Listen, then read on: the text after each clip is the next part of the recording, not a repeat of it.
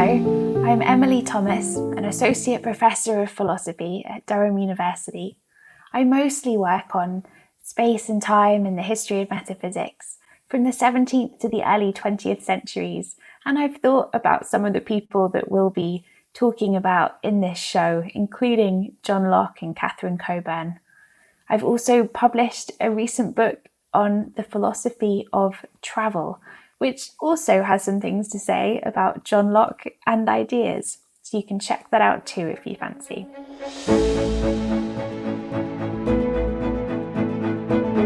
Today, I'm going to be asking how perception works, in particular, whether we should accept John Locke's indirect realism. So I want to start off by thinking about what indirect realism is. This really comes down to the question of how perception works. So when I look at the moon, what happens? Philosophers have traditionally offered two different kinds of answer to this question.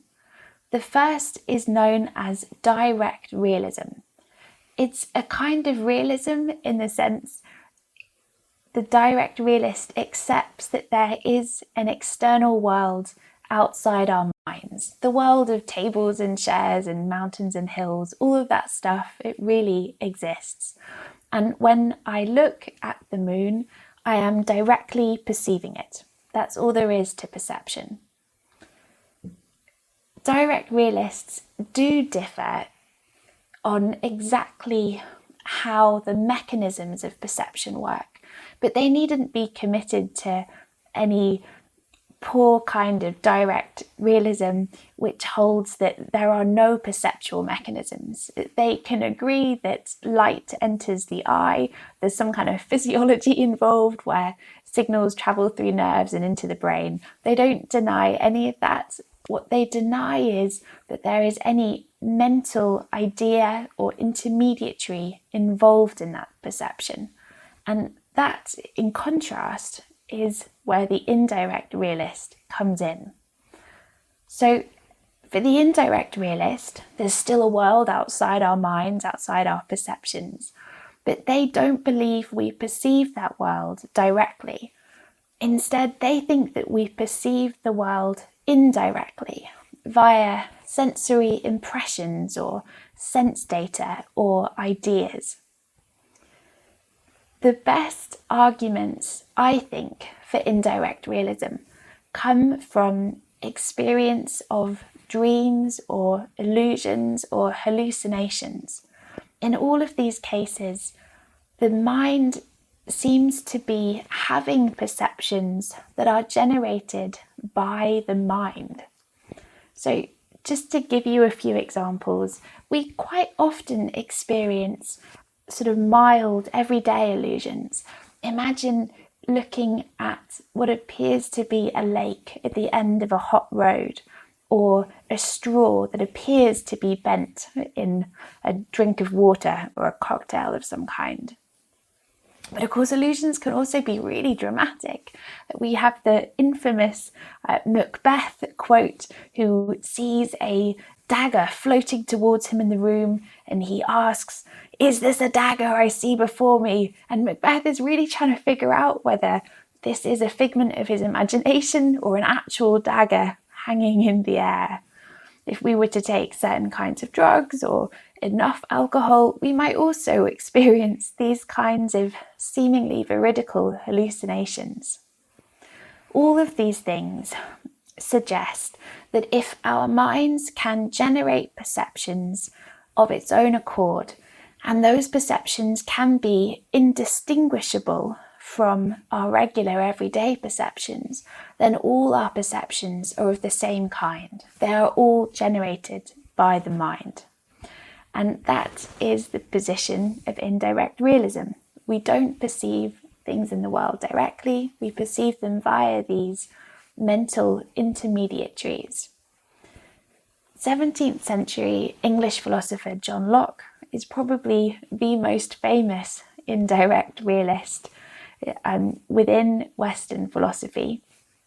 And in Locke's terminology, what happens when we perceive the moon or the tree is that our minds generate an idea of the moon or the tree, and that's what we perceive, rather than perceiving the moon or the tree directly.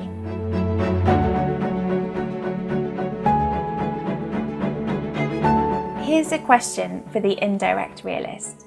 How do I know that the ideas I have of external objects actually resemble those objects as they are in themselves? By resemblance, I'm thinking of what we mean when we say that the picture of the queen on a coin does or doesn't resemble the queen, or the way that a painting of an owl resembles the owl in real life. Locke thinks that some of the ideas we have of external objects really resemble the objects as they are in themselves, but not others. And this leads us on to his theory of primary and secondary qualities. So for Locke, our ideas of some qualities really resemble the objects.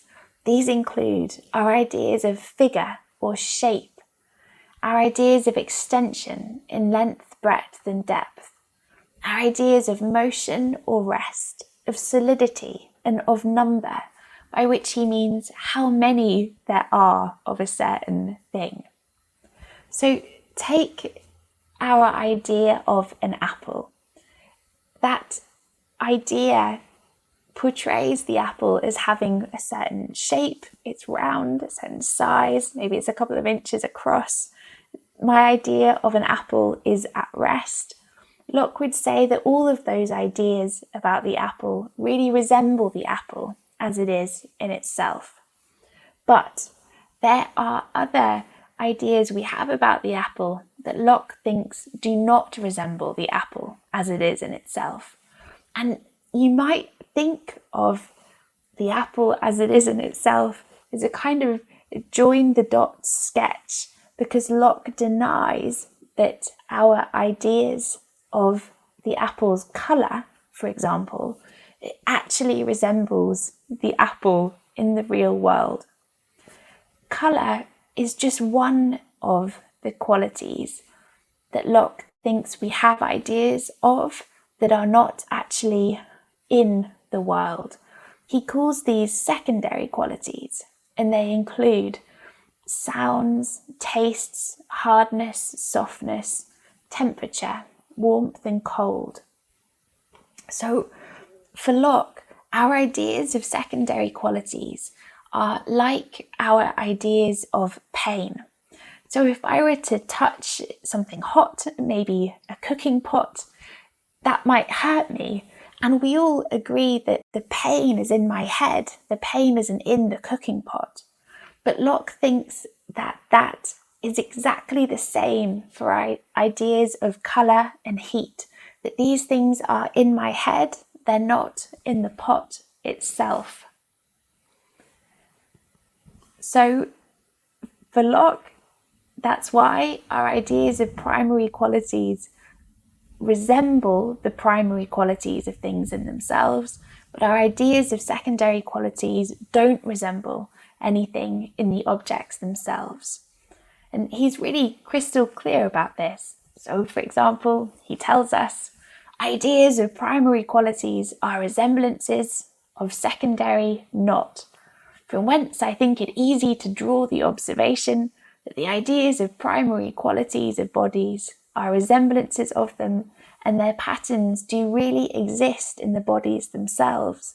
But the ideas produced in us by these secondary qualities have no resemblance of them at all.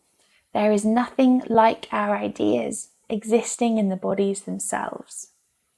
Now, why does Locke think this? Why does he draw this big division between primary and secondary qualities? Well, I suspect the answer is that Locke thinks the primary qualities really reflect how objects are at some deep, fundamental, empirical, scientific level. And in fact, science, even today in the 21st century, seems to bear that out.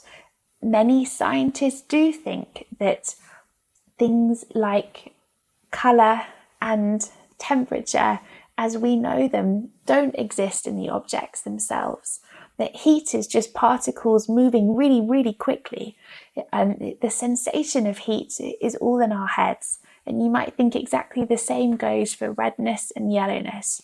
In the object themselves, there are just particles that are hit by light waves in a certain way, and the colours are all generated in our own minds.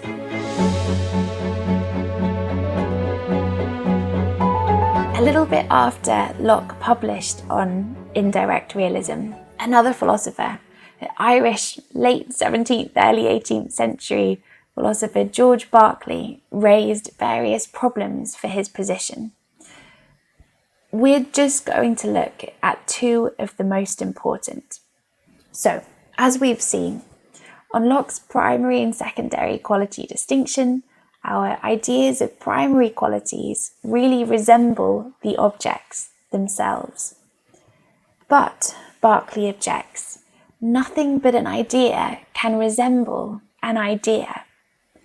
This has become a little bit of a motto, so we can try and think about what it means.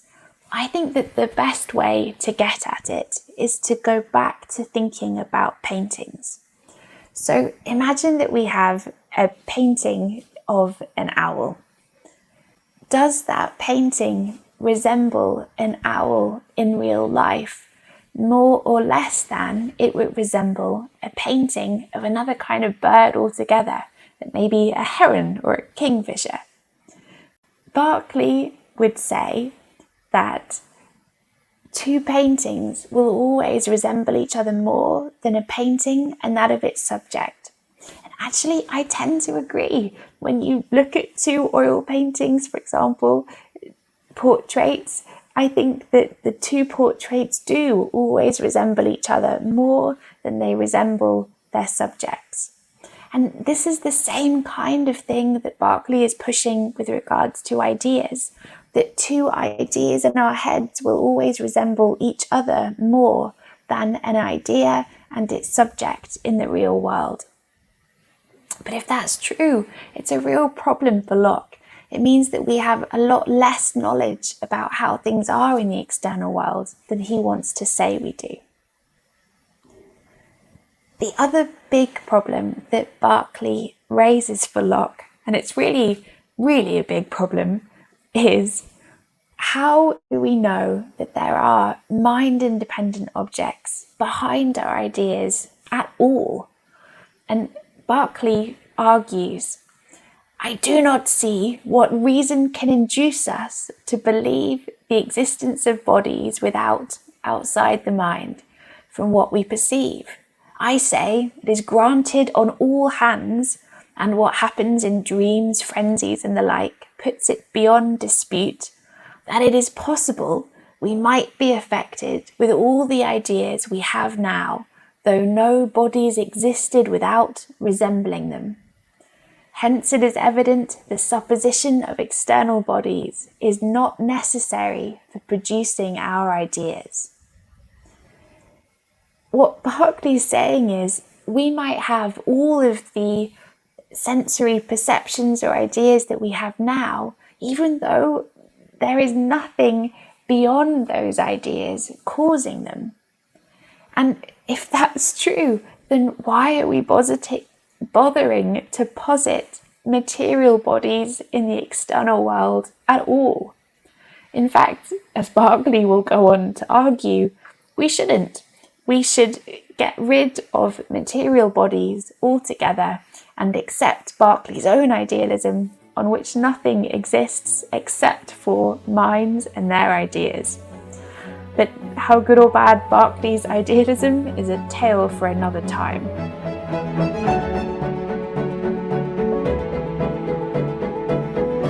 Is there any way that Locke's indirect realism can be defended?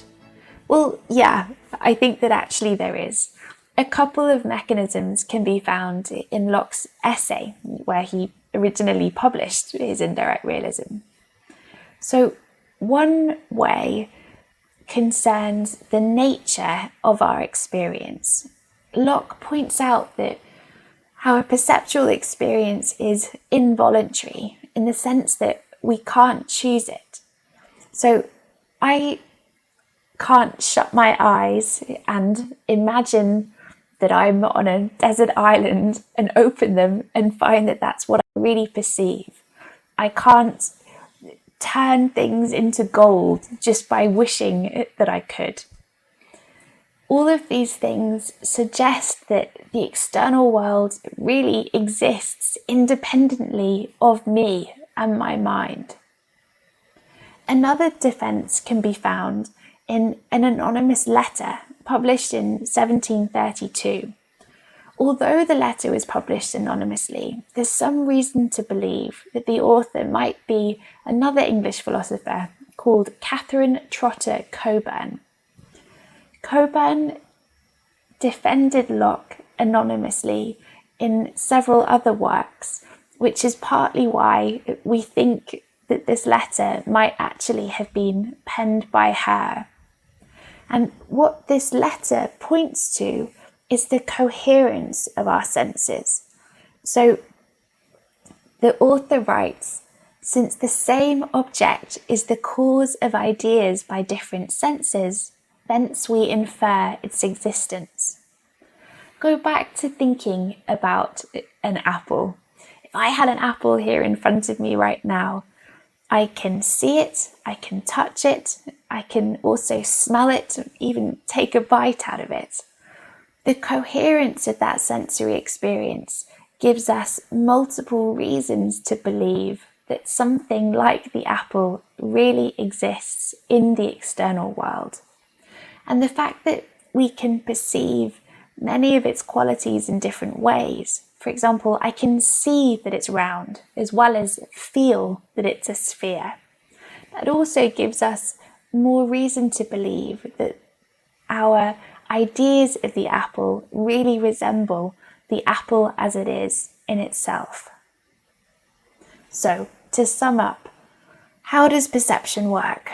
Well, we've seen Locke argue that perception works via mental intermediaries, that when I look upon the moon, I actually directly see an idea of the moon. So I'm perceiving the moon itself indirectly.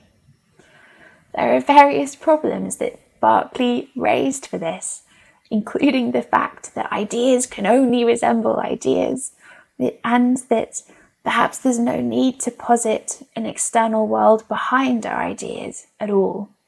But we've also seen that there are some replies that can be made to that. As Locke points out, we lack control over our perceptions, implying that they really are outside of us. And as maybe Coburn points out, the coherence of our senses speak against the lack of material bodies causing them. And that's it. Thank you for listening.